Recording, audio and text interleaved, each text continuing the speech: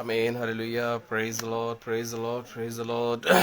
आइए हम आज की आराधना की शुरुआत करेंगे। हम प्रार्थना करके परमेश्वर की स्तुति आराधना करें। आइए प्रार्थना करें। सर्वशक्तिमान कार्य दयालु प्रेमी प्रभु परमेश्वर, आपका धन्यवाद करते हैं प्रभु आज के दिन के लिए, आपकी सुरक्षा के लिए पिता परमेश्वर, आपके प्रेम दया करुणा के लिए पिता परमेश्वर।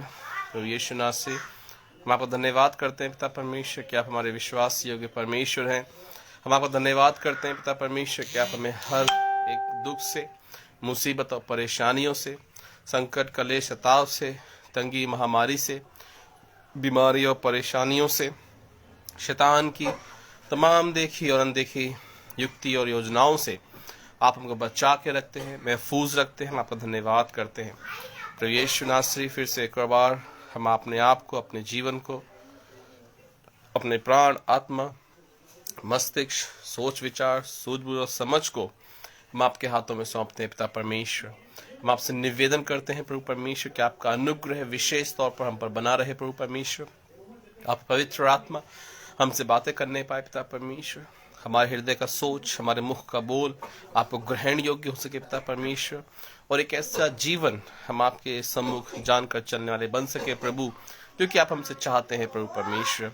हम मनुष्य को रिझाने वाले, दिखाने वाले, लुभाने वाले ना हो पिता परमेश्वर, वरन तेरी आत्मा के अभिषेक में बढ़ते चले जाएं पिता परमेश्वर।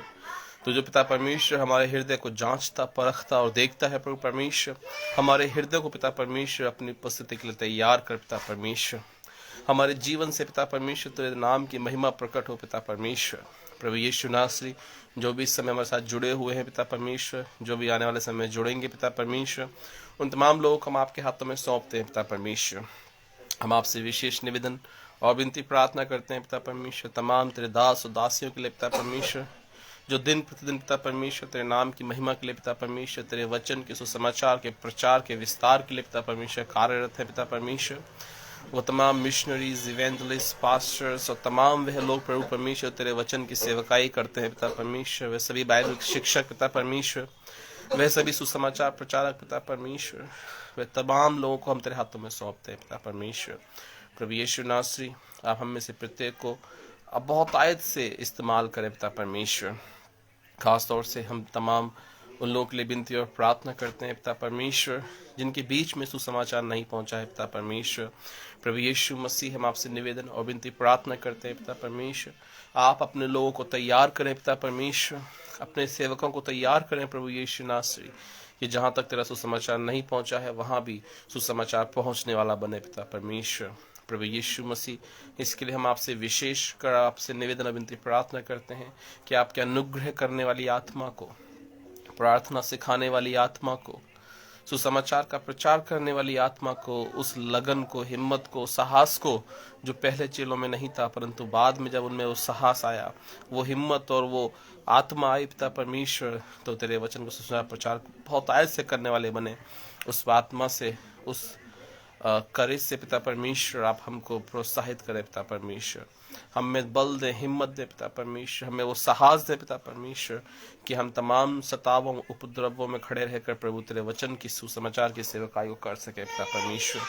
खासतौर से हम विशेष विनती और प्रार्थना करते हैं पिता परमेश्वर लोगों के लिए प्रभु यीशु नासरी जो कि सताए जा रहे हैं पिता परमेश्वर, सताव में रहते हैं पिता परमेश्वर। खासतौर से ऐसे लोगों के लिए पिता परमेश्वर जो कि गांव में, शहरों में, जगह जगह पर प्रभु परमेश्वर तेरे नाम के कारण सताए जा रहे हैं पिता परमेश्वर। बहुत से ऐसे लोग हैं जिनके बारे में हमें सुनने मिलता है पिता परमेश्वर कि कहाँ किस तरह से तेरे पासवानों को पीटा गया, मारा गया पिता परमेश्वर। उन तमाम शाउलों की तू आंखों को खोल दे पिता परमेश्वर कि वो लोग पौलुस बन जाएं पिता परमेश्वर। वो तमाम संस्थाएं जो मसीही विरोधी के रूप में कार्य करती हैं, जो चर्चों को जलाती हैं पिता परमेश्वर, तेरे सेवकों को पीटती हैं पिता परमेश्वर, तो उनकी आंखों को खोल दे पिता परमेश्वर। तो उन पर्दों को, उन छिलकों को उनकी आंखों से गिरा दे पिता परमेश्वर कि सच्चाई को जानने वाले बन जाए पिता परमेश्वर। वो बहुत आयत से तेरे ज्ञान में और बुद्धि में और समझ में बढ़े पिता परमेश्वर। तो उनकी आत्मिक आंखों को खोल दे पिता परमेश्वर। उनकी बुद्धि जो शैतान ने भ्रष्ट की हुई है पिता परमेश्वर, तो उसको बदल दे प्रभु यीशु नासरी। तमाम हम ऐसे दलों के लिए, ऐसे संगठनों के लिए विशेष विनती और प्रार्थना करते हैं पिता परमेश्वर जो मसीह विरोधी हैं पिता परमेश्वर, खास तौर से पिता परमेश्वर जैसा कि हम जानते हैं प्रभु परमेश्वर बहुत से ऐसे दल हैं पिता परमेश्वर, बजरंग दल, शिवसेना, RSS और तमाम न जाने कितने ऐसे नाम है पिता परमेश्वर जो कि चर्चिस के विरोध में है पिता परमेश्वर, जो नहीं चाहते कि यीशु का नाम इस भारत देश में फैलाया जाए पिता परमेश्वर। तमाम वो ताकतें पिता परमेश्वर जो इस भारत देश को एक मसीह विरोधी देश मानती है पिता परमेश्वर, तमाम उन ताकतों को हम आपके नाम के आगे झुका देते हैं पिता परमेश्वर। प्रभु यीशु मसीह अनुग्रह करें, सहायता करें, यीशु के नाम से प्रार्थना मांग लेते हैं, आमीन आमीन आमीन। आइए हम आगे बढ़ेंगे प्रार्थना में और हम गीतों गाकर परमेश्वर की महिमा करेंगे। और आइए हम जो हम गीत गाएंगे वो है महिमा से तू जो भरा हुआ, ज्योति में सदा रहने वाला। आइए हम इस गीत को गाकर परमेश्वर की महिमा करें।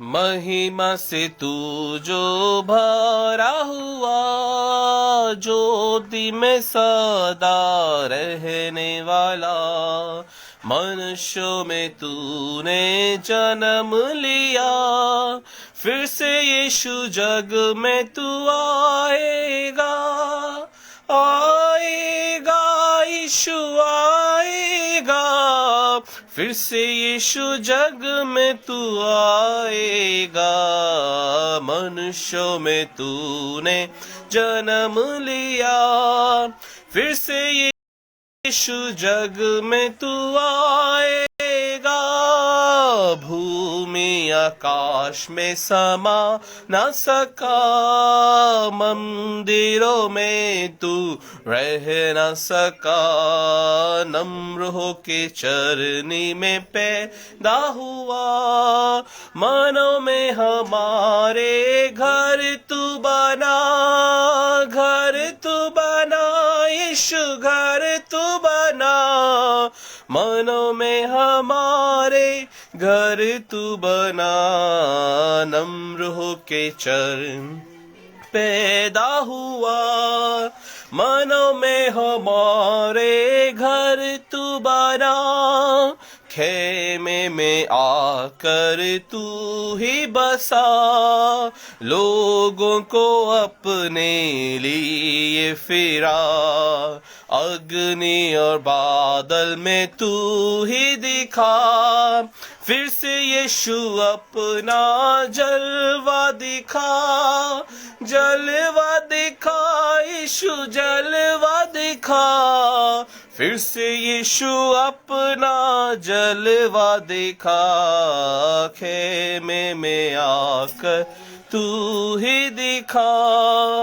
फिर से यीशु अपना जलवा दिखा, दानियल की तूने प्रार्थना सुनी, एज्रा की तूने सहायता की, बाबुल में तूने बेदारी भेजी, फिर से लोगों को तू दे रिहाई, दे रिहाई, फिर से दे रिहाई, अपने लोगों को फिर से दे रिहाई, बाबुल में तूने बेदारी भेजी, अपने लोगों को फिर से दे रिहाई, तू ही हमारा राजा है, तू ही मुक्ति दाता है, फिर से आने वाला है, प्यारे प्रभु यीशु तू जल्दी आ, जल्दी आ यीशु जल्दी आ, प्यारे प्रभु यीशु तू जल्दी आ, फिर से आने वाला है, प्यारे प्रभु यीशु तू जल्दी आ। आमीन, hallelujah hallelujah, praise the lord praise the Lord. आइए हम कुछ गीत औरों को गाकर हम परमेश्वर की महिमा करेंगे। हम गाएंगे सॉन्ग, यदि आपके पास सीएनआई की किताब है यानी तो इसमें है सॉन्ग 223, जैसा हूं मैं बगैर एक बात, पर तेरे लहू से है हयात। आइए हम इस गीत को मिलकर गाएं। सॉन्ग 223, जैसा हूं मैं बगैर एक बात। जैसा मैं हूं बगैर एक बात, पर तेरे लहू से हयात, और तेरे नाम से है नजात।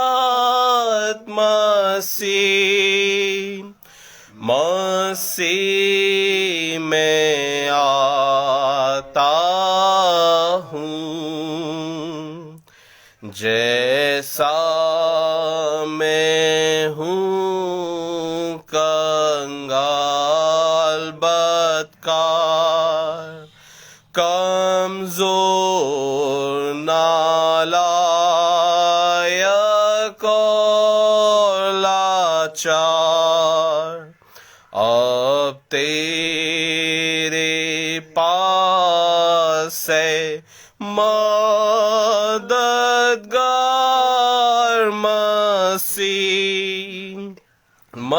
मसीह में आता हूँ, जैसा मैं हूँ कमबख्त नापाक, और मेरी हालत दहशतनाक, लड़ाई भीतर बाहर बाक। मसीह में आता हूँ, जैसा मैं हूँ कबूल कर ले मुआफ़ी और तसल्ली दे। सिर्फ तेरे ही वसीले से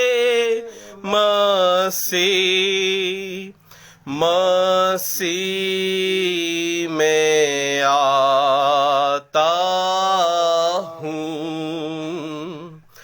जैसा मैं हूँ तेरा प्यार, मुझसे उठावेगा हर भार, और बरकत देगा बेशुमार।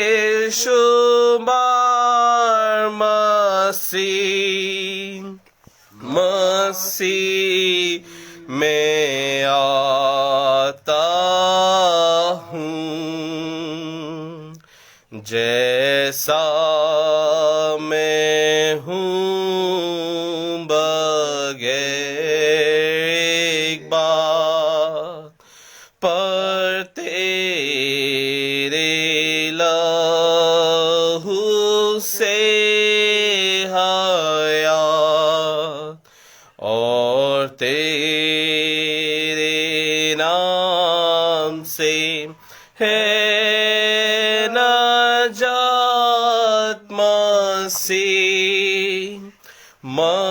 मसीह में आता हूँ।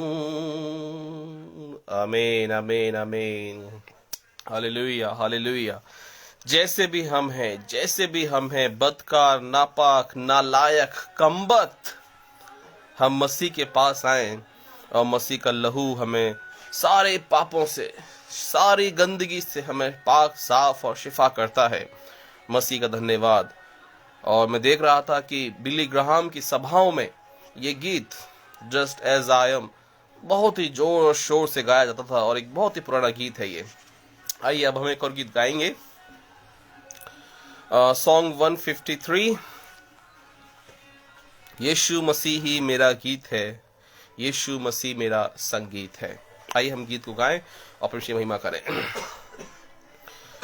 यीशु मसीह ही मेरा गीत है, यीशु मसीह मेरा संगीत है, गाता रहूं मैं हरदम उसे, सबसे प्यारा वही गीत है। यीशु मसीह मेरा गीत है, यीशु मसीह मेरा संगीत है। जीवन के तारों को छेड़ा जो मैंने, पाया कि उसमें जीवन नहीं, अपने विधाता की महिमा करूंगा, जिंदा हूँ लेकिन ये जीवन नहीं। जीवन के तारों को छेड़ा जो मैंने, पाया कि उसमें जीवन नहीं, अपने विधाता की महिमा करूंगा, जिंदा हूँ लेकिन ये जीवन नहीं। यीशु को पाकर के मैंने जो गाया, सबसे अनोखा वही गीत है। यीशु मसीह मेरा गीत है, यीशु मसीह मेरा संगीत है। यीशु मसीह है मेरा सहारा, उसके सहारे मैं चलता रहूंगा, जितना मैं उसके संग संग चलूंगा, उसके अनुरूप ढलता रहूंगा।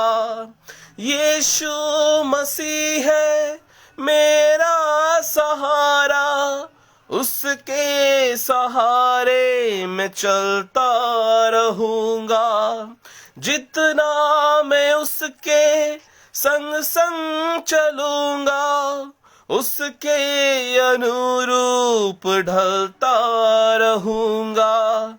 मेरा भरोसा है केवल उसी पर, वो मेरा रक्षक वही मीत है। यीशु मसीह मेरा गीत है, यीशु मसीह मेरा संगीत है। गाता रहूं मैं हरदम उसे, सबसे प्यारा वही गीत है। राहे मसीही बढ़ते ही जा रहा, अब तेरी मंजिल आने लगी है। दुनिया में फंस कर ना रह जा रहा, आवाज मंजिल से आने लगी है। राहे मसीही तू बढ़ते ही जा रहा, अब तेरी मंजिल आने लगी है। दुनिया में फंस कर रह न जा रहा, आवाज मंजिल से आने लगी है। दुनिया से हारो तो हारा न समझो, सच में वही तो तेरी जीत है। दुनिया से हारो तो हारा न समझो, सच में तेरी यही जीत है। यीशु मसीही मेरा गीत है, यीशु मसीह मेरा संगीत है। आमीन आमीन आमीन, hallelujah hallelujah, praise the lord praise the lord praise the lord. प्रभु यीशु के नाम की महिमा हो। वास्तव में प्रियो, प्रभु यीशु मसीह हमारा गीत, हमारा संगीत है। और दुनिया से हारो तो हारा न समझो, सच में वही तो तेरी जीत है। मसीह यीशु में प्रियो, अगर ये दुनिया हमें निकम्मा कहे, नकारा कहे, अगर ये दुनिया हमें हारा हुआ कहे, तो प्रियो कभी भी अपने आप को हारा हुआ न समझना, क्योंकि सच में एक मसीह की वही जीत है। और पौलुस प्रेरित इसको बड़े ही स्पष्ट रूप से कहते हैं कि मैं निशाने की ओर दौड़ा चला जाता हूं। हमें फंस कर दुनिया में रुक नहीं जाना प्रियो, वरन हमें मसीह यीशु की ओर आगे बढ़ते ही जाना है, यीशु की ओर बढ़ते ही जाना है। आइए हम एक और गीत को गाकर हम परमेश्वर की महिमा करेंगे। सॉन्ग नंबर 363, सॉन्ग नंबर 363, और गीत है यीशु ने कलवरी दुख क्यों सह लिया, मुझ पापी में क्या देखा था। आइए हम मिलकर इस गीत को गाएं। यीशु ने कलवरी दुख क्यों सह लिया, मुझ पापी में क्या देखा था। कोई खूबी नहीं, कोई खूबी नहीं, मुझ में कोई भी खूबी नहीं। कोई खूबी नहीं, कोई खूबी नहीं, मुझ में कोई भी खूबी नहीं। प्रेमियों ने तो छोड़ दिया था, कोई ना मेरा था तेरे सिवा। प्रेमियों ने तो छोड़ दिया था, कोई ना मेरा था तेरे सिवा। यीशु ने कलवरी दुख क्यों सह लिया, मुझ पापी में क्या देखा था। कोई खूबी नहीं, कोई खूबी नहीं, मुझ में कोई भी खूबी नहीं।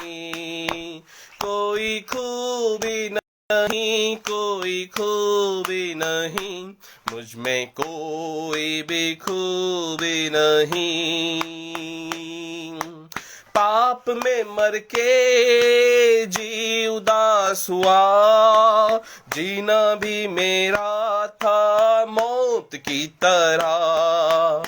पाप में मर के जी उदास हुआ, जीना भी मेरा था मौत की तरह। यीशु ने कलवरी दुख क्यों सह लिया, मुझ पापी में क्या देखा था। कोई खूबी नहीं, कोई खूबी नहीं, मुझ में कोई भी खूबी नहीं। कोई खूबी नहीं, कोई खूबी नहीं, मुझ में कोई भी खूबी नहीं। पाँव से ना मैं तेरी राह चला, हाथ से ना मैंने तेरी सेवा की। पाँव से ना मैं तेरी राह चला, हाथ से ना मैंने तेरी सेवा की। यीशु ने कलवरी दुख क्यों सह लिया, मुझे पापी में क्या देखा था। कोई खूबी नहीं, कोई खूबी नहीं, मुझ में कोई भी खूबी नहीं। कोई खूबी नहीं, कोई खूबी नहीं, मुझ में कोई भी खूबी नहीं।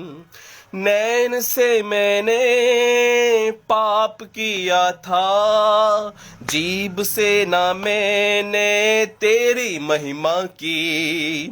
नैन से मैंने पाप किया था, जीभ से ना मैंने तेरी महिमा की। यीशु ने कलवरी दुख क्यों सह लिया, मुझ पापी में क्या देखा था। कोई खूबी नहीं, कोई खूबी नहीं, मुझ में कोई भी खूबी नहीं। कोई खूबी नहीं, कोई खूबी नहीं, मुझ में कोई भी खूबी नहीं। प्रेम की संगति क्या मैं उसे दूं, सोच सोच मैं उसके पांव पर गिरूं। प्रेम की संगति क्या मैं उसे दूं, सोच सोच मैं उसके पांव पर गिरूं।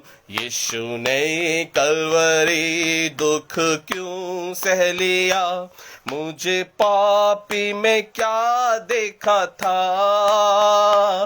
कोई खूबी नहीं, कोई खूबी नहीं, मुझ में कोई भी खूबी नहीं। आमीन, हालेलुया। कोई खूबी नहीं, कोई खूबी नहीं, मुझ में कोई भी खूबी नहीं। अपनी आंखों को बंद कर कर प्रार्थना के भाव में जाएंगे कि हाँ प्रभु, हमारे अंदर कोई खूबी नहीं है प्रभु, हमारे अंदर कोई खूबी नहीं है प्रभु, लेकिन आपका धन्यवाद प्रभु कि आप हमको बचाने के लिए, छुड़ाने के लिए मनुष्य बनकर इस पृथ्वी पर आए प्रभु। आपका धन्यवाद प्रभु परमेश्वर, आपका धन्यवाद प्रभु यीशु मसीह के हमारे पापों के लिए, हमको बचाने के लिए पिता परमेश्वर। हमारे अंदर कोई खूबी नहीं थी प्रभु, लेकिन आप हमको बचाने के लिए स्वर्ग छोड़कर इस पृथ्वी पर आए। स्वर्ग छोड़ के तू आया, उद्धार दे रे मसीह।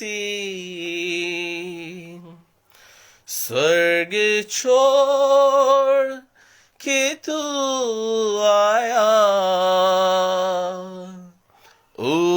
उद्धार दे रे मसीह। चरणों में तेरे मैं आता,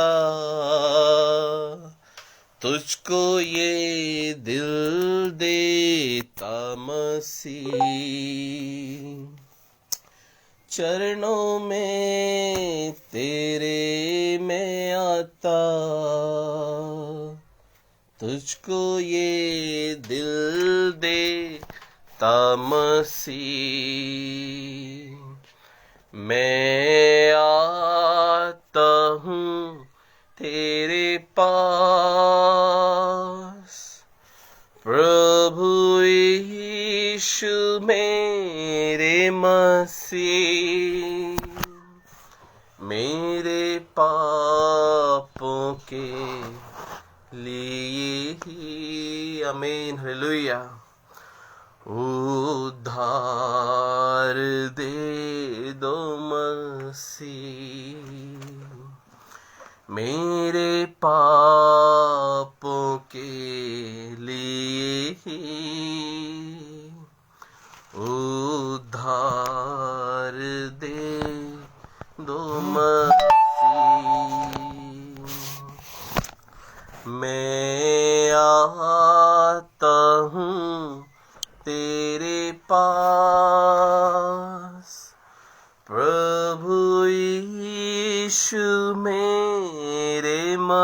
मसीह, मेरे पापों के लिए ही उद्धार दे दो मसीह। आमीन, हालेलुया। आइए अब हम वचन की ओर जाएंगे और वचन की ओर जाने से पहले हम छोटी सी प्रार्थना करेंगे। मैं चाहूँगा प्रार्थना में अगुवाई करें और हम फिर वचन में जाएंगे। आइए हम प्रार्थना करें। प्रभु यीशु मसीह, आपका धन्यवाद करते हैं पिता परमेश्वर आज के वचन के लिए। प्रभु, क्या आप हमको सिखाना चाहते हैं, आप हमको बताना चाहते हैं पिता परमेश्वर कि हमारे लिए क्या उचित है और क्या अनुचित है। पिता परमेश्वर, आप अपने वचन से हमको सिखाते हैं पिता, इसके लिए आपका धन्यवाद। आप हमसे प्रेम करते हैं और नहीं चाहते हैं कि कोई नाश हो, वरन बार बार उसको मन फिराव का अवसर देते हैं। प्रभु यीशु मसीह, हम आपसे सीखना चाहते हैं, आप हमारे अगुवाई करें। यीशु के नाम से मांग लेते हैं, आमीन, आमीन, आमीन। आइए हम वचन से पढ़ेंगे फिलिपियों के नाम पौलुस प्रेरित की पत्री और उसका 3रा अध्याय और उसकी 12वीं आयत से। फिलिपियों के नाम लिखित पौलुस प्रेरित की पत्री और उसका 3रा अध्याय और उसकी 12 आयतों से हम पढ़ना शुरू करेंगे और हम इसको आज वचन को हम सीखने की कोशिश करेंगे। यहां पर लिखा है, इसकी हेडिंग है निशाने की ओर दौड़ना।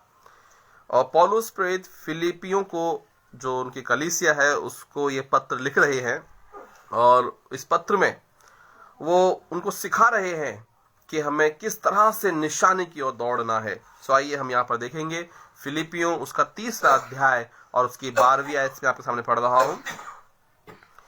यह मतलब नहीं है कि मैं पा चुका हूं या सिद्ध हो चुका हूं, पर उस पदार्थ को पकड़ने के लिए दौड़ा चला जाता हूं जिसके लिए मसीह यीशु ने मुझे पकड़ा था। यहां पर पौलुस प्रेरित अपने उस अनुभव को बता रहे हैं और अपने आप को बिल्कुल हम्बल, नम्र और दीन करते हुए अपने शब्दों को बड़े ही स्पष्ट रूप से पौलुस प्रेरित कह रहे हैं कि मैं सिद्ध नहीं हो चुका। जब एक अगुवा, एक कलीसिया का मुख्य अगुवा अपनी कलीसिया से वार्तालाप करता है, उनको शिक्षा देता है, तो प्रियो, हमें यहां देखना चाहिए कि पौलुस प्रेरित इस बात को क्या कह रहे हैं। पौलुस प्रेरित कह रहे हैं कि मैं, इसका मतलब यह नहीं है कि मैं कुछ पा चुका हूं। इससे ऊपर की आयत में पौलुस प्रेरित प्रभु यीशु मसीह की मृत्युंजय सामर्थ के बारे में लिख रहे हैं। यदि आप 12वीं आयत से ऊपर पढ़ेंगे, 10वीं और 11वीं आयत को, तो आपको समझ में आएगा कि पौलुस प्रेरित क्या कह रहे हैं कि मैं पा चुका हूं या मैंने पकड़ लिया है। तो यहां पर पौलुस प्रेरित ये कहते हैं कि यह मतलब नहीं है कि मैं पा चुका हूं या सिद्ध हो चुका हूं, पर उस पदार्थ को पकड़ने के लिए दौड़ा चला जाता हूं जिसके लिए मसीह यीशु ने मुझे पकड़ा था। मसीह यीशु में प्रियो, यहां पौलुस प्रेरित अपने उस अनुभव को लिख रहे हैं कि मुझे मसीह यीशु ने पकड़ा है, लेकिन जिस बात के लिए मुझे पकड़ा है, मैं अभी भी उसे पकड़ने के लिए, उसे पा लेने के लिए दौड़ा चला जाता हूं। और आगे वो कहते हैं 13वीं आयत में, हे भाइयों, मेरी भावना यह नहीं कि मैं पकड़ चुका हूं, परंतु केवल यह एक काम करता हूं, पीछे रह गई हैं उनको भूलकर आगे की बातों की ओर बढ़ता हुआ निशाने की ओर दौड़ा चला जाता हूं। जो बातें पीछे रह गई हैं, कई बार हम कुछ बातों को अपने जीवन में पकड़ के बैठ जाते हैं कि अरे भैया, तूने आज से 3 साल पहले ये कहा था, अरे भाई साहब 3 साल पहले आपकी ये बात मुझे बहुत चुभ गई थी, अरे भाई साहब 3 साल पहले मुझे ये सुनाई आया था कि उसने ऐसा कहा था और ये बात मेरे कानों में पहुंची थी। और पौलुस प्रेरित यहां पर इस बात को कह रहे हैं कि मैं पीछे की बातों को भूलकर आगे की ओर दौड़ा चला जाता हूं। मसीह यीशु में प्रियो, जब तक हम अपने जीवन में उन तमाम बातों को जो हमारे लिए लज्जा, हमारे लिए घृणा, नफरत, विद्रोह, बैर भाव, लड़ाई झगड़े और तमाम प्रकार की हिंसा का कारण बनती हैं, यदि हम उन बातों को नहीं भूलेंगे तो हम कभी भी अपने जीवन में आगे नहीं बढ़ पाएंगे। प्रियो, आपको याद होगा एसाव और याकूब की कहानी में, जब याकूब अपने भाई एसाव से मिलता है तो वहां पर वो टोलियां बनाता है कि अगर एसाव मान लो उस टोली को मारेगा तो ये टोली जाएगी और फिर ये टोली भग जाएगी। इस तरह से वो कुछ टोलियों को बनाता है और भेंट को सबसे पहले सबसे आगे उसके लिए देता है कि ये भेंट मेरे भाई एसाव के लिए है। याकूब को वो बात याद थी कि याकूब ने अपने भाई एसाव के साथ किस तरह से अड़ंगा मारा था, किस तरह से उसने अपने भाई को धोखा दिया था, लेकिन एसाव उस बात को भूल चुका था। बाइबल में वहां पर एसाव के बारे में ज्यादा नहीं लिखा है, लेकिन हम याकूब के दृष्टिकोण से जब बाइबल को हम वहां पढ़ते हैं तो हम पाते हैं कि याकूब के मन में वो बात थी कि क्या पता कदाचित मेरा भाई मुझसे बदला ले, मुझसे युद्ध करे। परंतु याकूब का भाई एसाव उन बातों को भूलकर आगे की ओर निकल जाता है।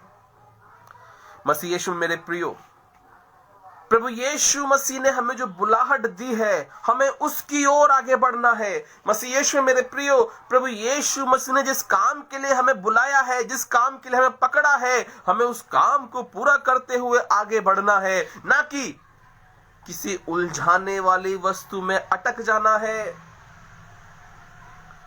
आज हमारा जीवन यदि कहीं अटका हुआ है, कहीं फंसा हुआ है, यदि हम आगे नहीं बढ़ पा रहे हैं, यदि आज भी हम अपनी उस पुरानी अवस्था में हैं, तो प्रियो, ये वचन आपके लिए है कि आप अपने पुराने जीवन से निकलकर मसीह यीशु की ओर आगे बढ़ें। यदि आप मसीह यीशु की ओर आगे बढ़ेंगे तो बाइबल में साफ साफ लिखा है कि पवित्र बनो क्योंकि मैं पवित्र हूं। यदि हमारा जीवन पवित्र नहीं है तो हम प्रभु यीशु मसीह के निकट कभी नहीं जा सकते।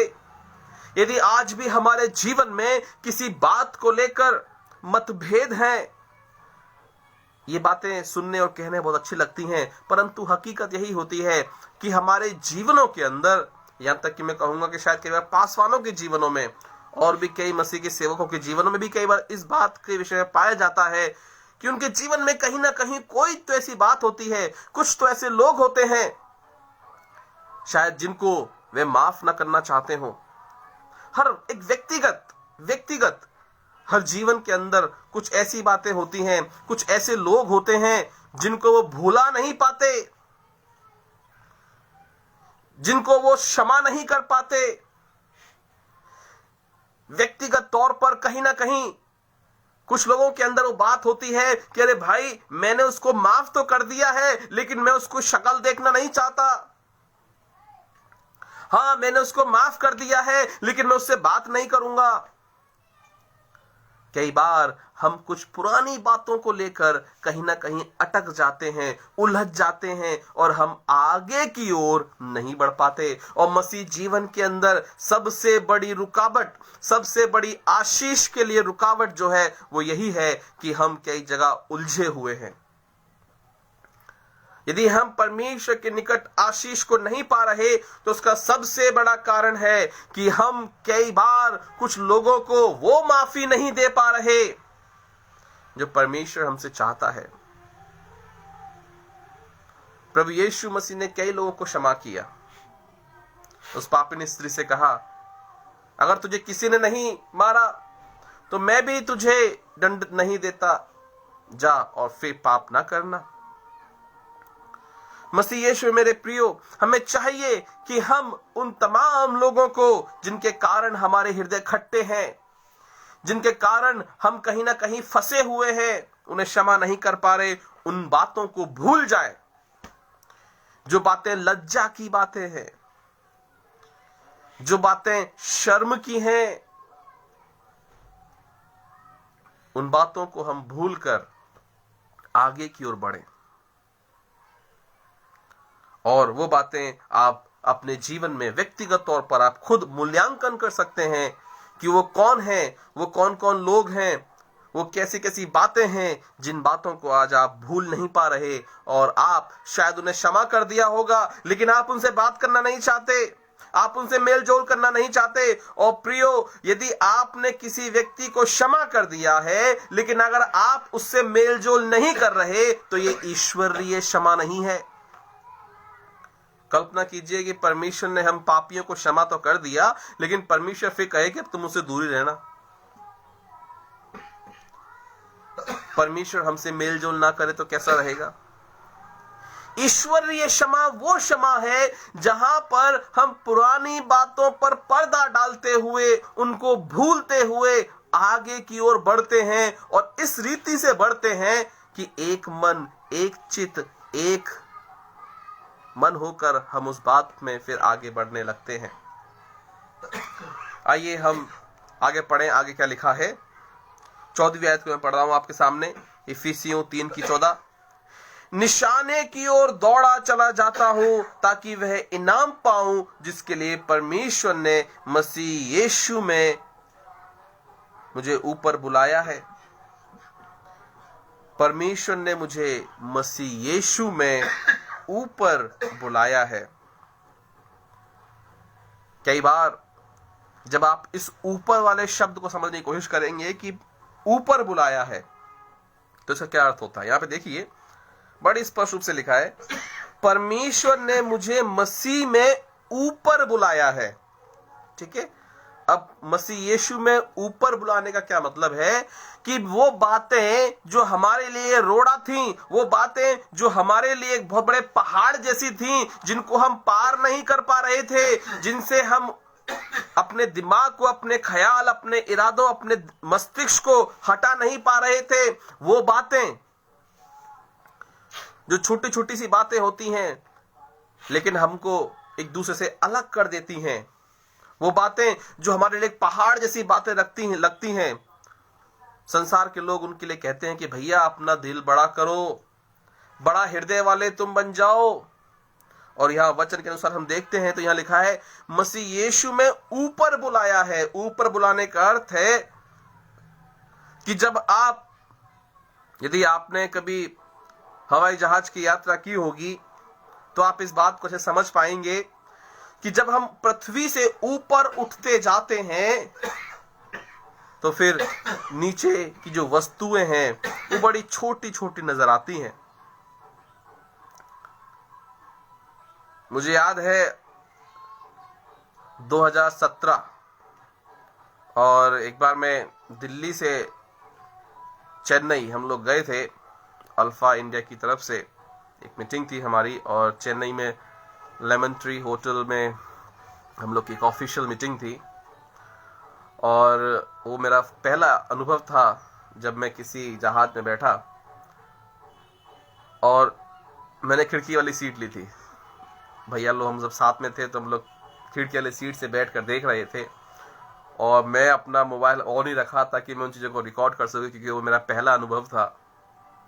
और जब मैं ऐसे ऊपर गए हम लोग तो मैं देखा वहां पर कि वो रेलवे स्टेशन से ट्रेन निकलती हुई ऐसी लग रही थी जैसे कि कई बार हम गांव में देखते हैं वो जो गिजाई होती है जो चलती है ट्रेन की तरह, वैसी छोटी छोटी ट्रेन सी लग रही थी वो। और जो खेत और खलियान जो थे, जो बड़े बड़े मैदान से थे, जो बड़े बड़े लगते हैं, वो बड़े छोटे छोटे से लग रहे थे। जो बड़ी बड़ी इमारतें थी वो बड़ी छोटी छोटी सी लग रही थी। तो जब जब आप ऊंचा उठते जाएंगे, ऊपर उठते जाएंगे, तब तब आपको संसार की वो तमाम वस्तुएं छोटी सी दिखती जाएंगी। और फिर एक समय ऐसा भी आएगा जब आपको कुछ दिखाई नहीं देगा, अर्थात बादलों से वो सारी चीजें कवर हो जाएंगी और आप सिर्फ, आपके आसपास सिर्फ बादल ही बादल आपको नजर आएंगे। फिर आप कुछ ढूंढना भी चाहें कि मैं देख लूं कि भैया कहां पहुंच गए, तो फिर आप वहां से नहीं देख पाएंगे। और यही बात हम यहाँ पौलुस प्रेरित को समझते हैं कि मसीह यीशु में हमें ऊपर बुलाया है। ऊपर बुलाया है अर्थात वो बातें जो हमको रोक रही हैं, वो बातें जो हमको उलझा रही हैं, अरे भैया उनको बिल्कुल भूल जाओ, उनको एकदम हटा दो। और ये एक आत्मिक सच्चाई है कि जब तक आप अपने आप को शून्य नहीं कर लेंगे, तब तक आप परमेश्वर की असीम सामर्थ्य को अपने जीवन में नहीं देख पाएंगे। इसकी 15वीं आयत को हम पढ़ते हैं। यहां पर लिखा है, हम में से जितने सिद्ध हैं यही विचार रखें, और यदि किसी बात में तुम्हारा और ही विचार हो तो परमेश्वर उसे भी तुम पर प्रकट कर देगा। यहां पर कई बार उन मतभेदों को, जो शायद पासवानों की शिक्षाओं में भी मतभेद हो, उसके विषय में पौलुस प्रेरित यहां सिखा रहे हैं कि हम में से जितने सिद्ध हैं, सिद्ध अर्थात वह लोग जो सेवकाई में हैं, सिद्ध अर्थात वह लोग जो मसीह यीशु को पूर्ण रीति से पा चुके हैं। पौलुस प्रेरित भी अपने लिए नहीं कहता है कि मैं सिद्ध हो चुका हूं, लेकिन यहां पर पौलुस प्रेरित 15वीं आयत में, अगर आप 13वीं आयत को पढ़ेंगे तो वो कहते हैं या सिद्ध हो चुका हूं। ये पौलुस प्रेरित अपने लिख रहे हैं 12वीं आयत में, वो कह रहे हैं कि मैं सिद्ध नहीं हुआ। लेकिन 15वीं आयत में वो कह रहे हैं कि तुम में से जितने सिद्ध हैं, अर्थात वह लोग जो शायद पौलुस को अपने से छोटा समझते हो, या वह लोग जिनके विषय में पौलुस जानता हो कि ये मुझसे ज्यादा अपने आप को ज्ञानी समझते हैं, ऐसे लोगों के लिए पौलुस यहां पर लिख रहा है, हम में से जितने सिद्ध हैं यही विचार रखें, और यदि किसी बात में तुम्हारा और ही विचार हो तो परमेश्वर उसे भी तुम पर प्रकट कर देगा। कई बार एक जजमेंटल स्पिरिट, न्याय करने वाली आत्मा हमारे जीवन में आ जाती है। कई बार हम बहुत से लोगों को लेकर, जिनके विचार हमसे नहीं मिलते, उन लोगों को लेकर हम न्याय कर देते हैं और क्या कहते हैं, अरे भैया ये शिक्षा ऐसे नहीं, ये शिक्षा वैसे होनी चाहिए। अगर आप थोड़ा ऐसे बोलते तो अच्छा होता, अगर आपने ऐसे बोला है तो ये थोड़ा अलग है। खैर, वो कलीसियाएं या वो कल्ट ग्रुप जिनके विषय में शायद सब जानते हैं, मैं उनके विषय में ज्यादा कुछ नहीं कहना चाहूंगा कि कल्ट, मसीहत में जो कल्ट ग्रुप है वो क्या क्या है, क्योंकि जो कल्ट है, जो बाइबल त्रिएकता के सिद्धांत को नहीं मानता, हम उसे कह रहे हैं कि वो गलत है। लेकिन पौलुस प्रेरित यहां पर कह रहे हैं, 15वीं आयत को ध्यान से पढ़िएगा, कि जो सिद्ध हो चुके हैं यही विचार रखें। कौन सा विचार? कि हम एक दौड़ में हैं, हमें पीछे की बातों को भूलकर आगे की ओर दौड़ना है, यही विचार रखें। लेकिन अगर कुछ लोग ऐसे हैं जो ये विचार नहीं रखते, तो उनके लिए पौलुस प्रेरित क्या कहते हैं, और यदि किसी बात में तुम्हारा और ही विचार हो तो परमेश्वर उसे भी तुम पर प्रकट कर देगा। तुम पर प्रकट कर देगा अर्थात आप अपनी बुद्धि, अपनी समझ से, अपने द्वारा ही किसी बात का निर्णय ना लें, वरन परमेश्वर से प्रतीक्षा करें, परमेश्वर की बाट जोएं और परमेश्वर से कहें कि हे परमेश्वर, तू इस बात को मुझ पर प्रकट कर कि ये ऐसी है कि नहीं है। कई बार बहुत सी बातों को लेकर हम तुरंत जजमेंटल हो जाते हैं। एक सॉन्ग है जो एक मूवी में आया था, और शायद आप लोग को पता हो कि वो मूवी कौन सी थी, मुझे याद नहीं आ रही, लेकिन वो एक क्रिश्चियन सॉन्ग है जो उसमें ऐड किया गया है, और वो सॉन्ग है, नेकी की राहों पर तू चल, रब्बा रहेगा तेरे संग, वो तो है तुझ में हाँ, तू क्यों बाहर उसे ढूंढता, और वो है परिंदा। तो इस तरह से जो उसके जो राइटिंग तरीका है, जो उसकी लिरिक्स है, वो बिब्लिकल है। और उसमें एक लाइन है, सबको तू माफ कर, खुद ना इंसाफ कर, उस पर तो हक बस खुदा का ही है। सबको तू माफ कर, खुद ना इंसाफ कर, उस पर तो हक बस खुदा का ही है। पौलुस प्रेरित यहां पर कह रहे हैं, जो लोग सिद्ध हो चुके हैं, यदि तुम्हारा कोई और ही विचार है तो परमेश्वर तुम पर उस बात को प्रकट करेगा। लेकिन यदि हम उस विचार को जो हमारे विचार से मेल नहीं खाता, यदि उस विचार को हम ये कहें कि ये गलत है, क्यों? क्योंकि हमारे विचार से मेल नहीं खा रहा, तो हमें याद रखना है कि सबको तू माफ कर, खुद ना इंसाफ कर, इस पर तो हक बस खुदा का ही है। जब आप किसी सामने वाले व्यक्ति को जिसका विचार आपसे मेल नहीं खाता, उसको आप ये कह देते हो कि भाई तू गलत है, तो आप उसे गलत कहकर अपने आप को सिद्ध साबित कर कर आप परमेश्वर के अधिकार को अपने हाथ में ले लेते हैं, जो कि गलत है। और इसके लिए फिर कई रेफरेंसेस हैं, तो क्यों अपने भाई की आंख को देखता है, तुझे अपना ही आंख का लट्ठा नहीं दिखता। बहुत सी बातें हैं। कहने का मतलब है जो 15वीं आयत में पौलुस प्रेरित यहां पर लिख रहे हैं कि परमेश्वर हम पर प्रकट करेगा यदि कुछ अन्य विचार हो, यदि कोई मतभेद हो। उसकी 16वीं आयत को और हम पढ़ेंगे और फिर हम वचन को समाप्त करेंगे। आज हमने इफिसियों 3:12 से लेकर 16 तक हम समझ रहे हैं। हमने 12वीं आयत को, 13 और 14 आयत को हमने पढ़ लिया है, समझ लिया है। 15वीं आयत को हमने समझा है। अब हम 16वीं आयत को समझकर हम वचन को यहां समाप्त करेंगे। 16वीं आयत में लिखा है, इसलिए जहां तक हम पहुंचे हैं उसी के अनुसार चलें। इसलिए जहां तक हम पहुंचे हैं उसी के अनुसार चलें। अर्थात पौलुस प्रेरित इफिसियों की कलीसिया को जब ये पत्र लिख रहे हैं, तो वो कह रहे हैं कि एक मसीह यीशु में मैं तुम्हारा अगुवा हूं, मसीह यीशु में मैं तुम्हारा सिखाने वाला हूं, और जो शिक्षा, जो सीख मैंने तुम्हें दी है, आप उससे आगे बढ़ने की कोशिश ना करें। जहां तक हम पहुंचे हैं उसी के अनुसार चलें। और प्रियो, परमेश्वर का वचन हमें स्पष्ट रूप से कहता है कि जो हमारा सिखाने वाला है वो पवित्र आत्मा है। यदि आप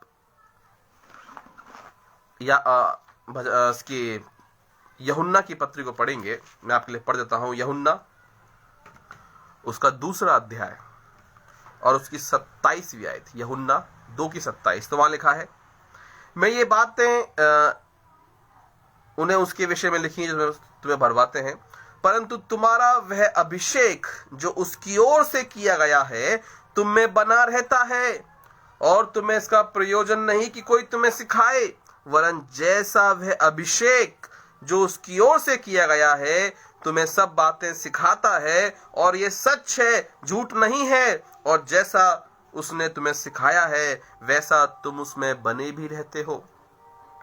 परमेश्वर का अभिषेक हमको सिखाता है। अब सवाल ये उठता है कि वो अभिषेक आपके पास आया कहां से? कहीं ना कहीं तो आपने भी परमेश्वर के वचन को पहली बार सुना होगा।